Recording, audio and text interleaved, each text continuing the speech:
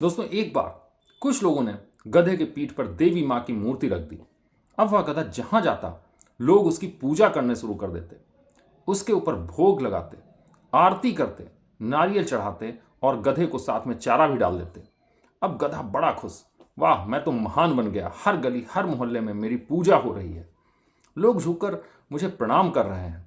कुछ दिनों तक यह सिलसिला चलता रहा, पर अब गधा को लगने लगा कि बड़े बड़े सेठ, बड़े बड़े लोग मेरी आरती उतारते हैं, सर झुकाते हैं। तो उस गधे को एक दिन अपने ऊपर अभिमान हो गया, कुछ तो है मुझ में जो सब लोग मेरी ही पूजा कर रहे हैं, और अब मैं खुद इतना बड़ा बन गया हूं कि महान बन गया हूं कि अब मैं किसी का बोझ क्यों उठाऊं। मैं गधे वाले सारे काम बंद कर रहा हूं।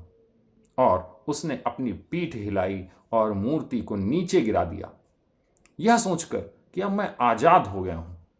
अब मैं कोई बोझ क्यों उठाऊं जब मैं इतना महान बन गया हूं। मैं कोई काम नहीं करूंगा, मैं ही सर्वशक्तिमान हूं।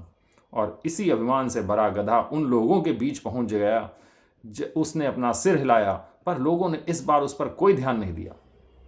वह और जोर जोर से ढेंचू ढेंचू करने लगा, पर लोग उसको अनसुना करते रहे।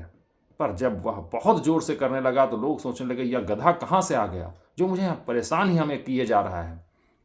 जो लोग कल तक उसकी आरती उतार रहे थे, उन्होंने ही डंडे से उसकी पिटाई करना शुरू कर दिया, और इतनी पिटाई की कि गधे को वहां से भागना पड़ा। अब गधे को यह समझ में आ गया था कि वैल्यू मेरी नहीं, मेरे पीठ पर रखी उन देवी माँ की मूर्ति की थी।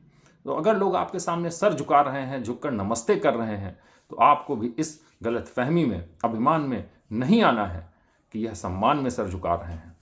परिस्थितियां बदलते ही लोग भी बदल जाएंगे, और कहीं आपकी हालत भी उस गधे की जैसी न हो जाए। तो अपनी वैल्यू समझिए और लोगों का भी सम्मान करिए।